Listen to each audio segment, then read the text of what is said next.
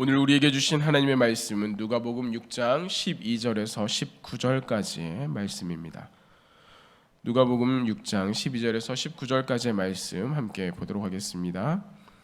이때 예수께서 기도하시러 산으로 가사 밤이 새도록 하나님께 기도하시고 밝음에 그 제자들을 부르사 그 중에서 12를 택하여 사도라 칭하셨으니 곧 베드로라고도 이름을 주신 시몬과 그의 동생 안드레와 야고보와 요한과 빌립과 바돌로메라, 마테와 도마와 알페오의 아들 야고보와 셀롯이라는 시몬과 야고보의 아들 유다와 예수를 파는 자들 가롯 유다라.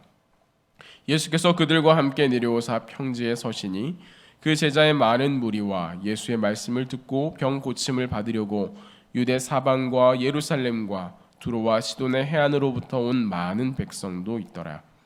더러운 귀신에게 고난받는 자들도 고침을 받은지라. 온 무리가 예수를 만지려고 힘쓰니 이는 능력이 예수께로부터 나와서 모든 사람을 낫게 함이로라. 아멘. 우리의 하루가 하나님 안에 머무는 가장 좋은 방법이 무엇일까라고 하는 데서 내가 일어나 아침에 첫 시간을 하나님께 드리는 것, 나에게 주어진 이 시간 가운데 하나님께 나아가는 그 기도의 시간입니다.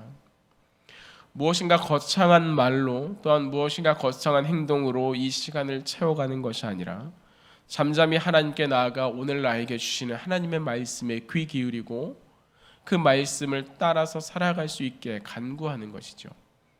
이것을 함께 모여서 이 시간을 하나님께 드리는 그런 구체화하여 드리는 형태가 우리가 이 시간 함께 하고 있는 이 새벽 기도회입니다.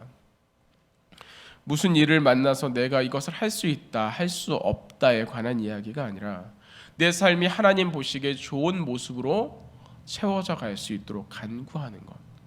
그것이 우리가 아침에 하나님께 간구하는 첫 번째 이유입니다. 두 번째 이유는 계획 가운데 하나님의 도우심을 구하는 것입니다. 기도에는 능력이 있기 때문입니다. 기도하는 가운데 하나님께서 우리와 함께 하시기 때문입니다. 기도할 때 하나님께서 우리에게 응답하시기 때문입니다. 그렇게 우리의 계획을 주님 앞에 내려놓고 하나님, 이것이 하나님의 뜻 가운데 이루어지게 하여 주시옵소서 구하는 것이 기도의 두 번째 이유이지요. 그리고 마지막 기도의 세 번째 이유는 하나님께서 우리에게 주신 그 말씀에 순종할 수 있기를 구하는 것입니다. 때로는 이것이 내 마음에 들 때도 있고 내 생각과 다를 때도 있습니다.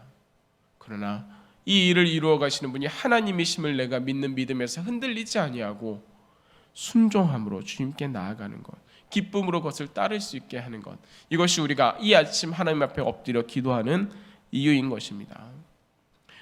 예수님께서도 공생의 그 긴 기간 동안 하나님 앞에 나아가 기도하셨습니다. 제자들에게 기도를 가르치셨으며 그 하실 수 있는 모든 일에 앞서 먼저 하나님께 기도하는 것으로 본을 보여주셨던 것입니다. 이는 오늘 본문에서도 동일하게 나타납니다. 예수님께서는 기도하시러 산에 올라갔습니다. 다른 이유가 있는 것이 아닙니다. 예수님의 목적은 기도하기 위해서, 하나님의 뜻을 알기 위해서, 하나님께 엎드려서 하나님의 도우심을 구하기 위해서, 하나님께 순종하기 위해서 밤에 산으로 올라가 밤이 맞도록 기도하시는 것이죠. 예수님께서는 제자들 중에 사도를 택하여 세우시는 일을 충분히 하실 수 있는 지혜가 있습니다. 많은 제자들, 70인의 제자들, 또한 500여 명의 사람들, 그리고 더 넓게는 3,000명의 사람들, 또한 몇천 명의 사람들 중에 가장 좋은 사람들을 뽑을 수 있는 눈이 예수님께도 있으셨다라고 하는 거예요. 하지만 그럼에도 불구하고 예수님께서는 이 일을 위해 기도하셨습니다. 밤이 맞도록, 밤이 새도록 하나님께 나아갔습니다. 그 이유는 먼저 말씀드린 것과 같습니다. 먼저는 하나님이 보시기에 좋은 대로 채워져 가기를 위해서, 두 번째는 제자를, 이 사도를 선택하는 일이 하나님의 뜻 가운데 이루어지는 그 도움을 구하기 위해서, 세 번째는 하나님의 뜻이 나에게 온전한 순종으로 이루어질 수 있도록 하기 위해 기도하는 것입니다. 사람을 세운다라고 하는 것이 쉬운 일이 아니죠. 우리 교회에서도 매년 새해가 되면 연말부터 새해까지 새로운 사람을 세워가는 일에 많은 힘을 씁니다. 하지만 이것이 만만하지 않습니다. 예수님께서 제자들 중 사도를 따로 불러 세우셨던 것처럼 많은 성도들 중에서 일꾼들을 세워 하나님의 일에 동역하게 하고 그 자리 가운데 하나님의 일들을, 하나님의 은혜를 함께 누려가기 위해서 사람을 택한다라고 하는 것이 그렇게 가벼운 일이 아니기 때문입니다. 그런데 여러분, 예수님께서 세우신 사도들은 어떤 사람들입니까? 산에 함께 올라간 모든 제자들 중에 가장 뛰어난 사람들, 그 12를 예수님께서 뽑으셨을까요? 무엇인가 대단한 사람이었을까? 무엇인가 두드러지게 나타난 사람들이었을까? 우리는 여러 가지 그를 살펴보지만 인간적인 기준에서 그들을 살펴볼 때 무엇인가 특별하다라고 하는 것을 우리가 발견하기는 쉽지 않습니다. 잠시 후에 살펴보겠지만 오히려 이들은 대단하기보다는 너무나 평범한, 특별하다기보다는 오히려 별 능력이 없는, 함께하기 좋기보다는 불편함을 가지고 있는 사람들이기도 했습니다. 다만 이제 제자들과 다른 그들의 사명은, 사도가 된 그들의 사명은 보내신 이의 권위와 역할을 대행하는 자라고 하는 것입니다. 이제 사도가 된 이들은 그들을 보내신 예수 그리스도의 권위를 따라 행하는 것입니다. 나의 자격이 있음이 아니라 택하신 이의 능력으로 그것이 나를 통하여 전하여져 가는 것입니다. 그러니 사도는 연약함 가운데 승리하신 하나님을 경험하는 자리입니다. 나는 연약하지만 나를 부르신 이, 나를 보내신 이의 능력과 일하심을 경험할 수 있는 자리입니다. 내가 그것을 할 수 없으나 하나님이 행하시는 것을 가장 가까이에서 경험하는 복된 자리다라고 하는 것입니다. 그러나 먼저 언급한 것과 같이 이들의 면면은 대단한 사람들이 아닙니다. 그 중에서 오늘 본문이 그저 이름만 나열한 것이 아니라 그들을 뭔가 좀 특별하게 덧붙여 언급한 이들만을 한번 살펴보면 다음과 같습니다. 가장 먼저 사도들 중에 먼저 나오는, 언급되는 이는 베드로입니다. 그를 표현하며 하나님께서는 이 성경은 베드로라 이름을 주신 시몬이다, 이렇게 말하고 있지요. 이 베드로는 어떠한 사람입니까? 그가 예수님을 처음 만났던 그 자리는 베드로에게 절망의 자리였습니다. 밤이 맞도록 그물을 던졌지만 고기를 얻을 수 없는 자리. 그가 할 수 있는 일을 최선을 다했지만 아무런 소득을 얻지 못한 절망과 낙심의 자리였습니다. 그를 불러 예수님께서는 제자 삼아 주셨다라고 합니다. 사람들이 볼 때 왜 저 사람은 이렇게 열심히 하는데 아무런 소득이 없을까? 어떻게 보면 사람들의 일반적인 기준 가운데서 능력 없음이 나타나는 사람일 수 있습니다. 평생을 바닷가에 살았지만 아무런 소득조차 얻지 못했던 사람.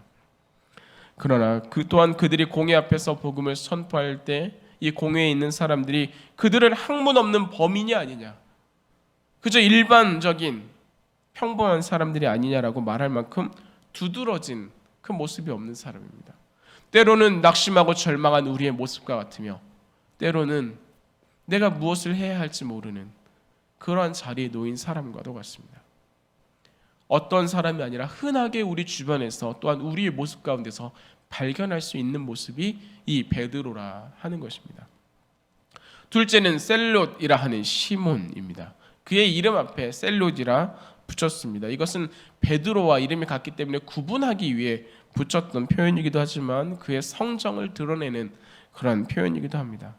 성경의 다른 표현은 이 셀롯이라고 하는 것을 의미하는, 또한 시기하다라는 그런 뜻을 가진 카나나이오스, 이것을 붙인 가나나인, 시기하는 자라고 하는, 또한 열심당이라고도 표현하는 것이 이 셀롯입니다. 이들은 과격한 유대주의자라고 말할 수 있는데요, 그들을 공격하는 많은 이들로부터 특히 이 시대에는 로마에 저항하기 위해서 무장하고 대항하는 사람들입니다. 그들은 시칼이라고 말하는 그 칼을 늘 품속에 숨기고 있어서 어떻게 이 문제를 해결할 것인가에 무장함으로, 폭력으로 대항하는 그런 이들입니다. 이 중에 대표적인 사람이 나중에 예수님과 함께 재판장에 서서 누구를 너희에게 풀어줄 것인가 라고 말했던 바라바라고 하는 사람입니다. 목소리가 크면 이기는 것이 아님에도 자기의 생각과 신념에 있어 전혀 굽히지 않는 사람, 품 속에 칼을 품고 다닐 만큼 그의 생각과 그의 말하는 것에 그것이 옳은 방향일 때는 힘을 받지만 그렇지 않음에도 불구하고 그것에 과격하게 목소리를 높이는 사람, 때로는 우리에게 불편을 주는, 그의 말하는 것이, 그의 존재가 많은 사람들에게 두려움이 되는 그러한 존재일 수 있는 사람이 이 셀롯이라 하는 시몬이라고 하는 사람입니다. 그리고 이 제자들 중에 마지막은 누구입니까? 가룟 유다입니다. 이 유다를 표현하는 오늘의 본문의 설명은 예수를 파는 자가 될 유다라고 설명합니다. 이 이름에는 깊은 안타까움이 있습니다. 지금은 이 사람이 그렇지 않다라는 것입니다. 예수를 파는 자가 될 유다라는 말은 지금은 이 사람이 그렇지 않음을 이야기해주고 있습니다. 그는 제자들 중에 세리가 있음에도 불구하고 돈을 맡은 사람이 될 만큼 신뢰가 돈독한 사람이었습니다. 성실한 자였을 것입니다.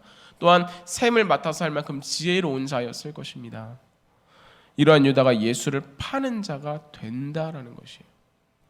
이러한 유다가 예수를 파는 자가 된다라고 하는 것입니다. 그가 생각하는 이념과 이상에 예수님이 들어맞지 않았습니다. 내가 볼 때 이렇게 되어야 하는데 예수님의 행함과 예수님의 일하심과 예수님의 말씀이 그것과 일치하지 않았습니다. 그래서 그는 노예의 값에 해당하는 그 돈을 받고 예수님을 팔아넘겼습니다. 그것이 전혀 아깝지 않았습니다. 나와 생각이 다르기 때문에, 내가 추구하는 것과 다르기 때문에 예수님을 떠나는 것이, 예수님을 버리는 것이 전혀 이상하지 않았던 사람입니다. 진짜 문제는 예수님을 판 것이 아니라, 예수님의 가치에 나를 맞추는 것이 아니라 나의 생각과 나의 계획에 예수님을 맞추려 했다라고 하는 것입니다.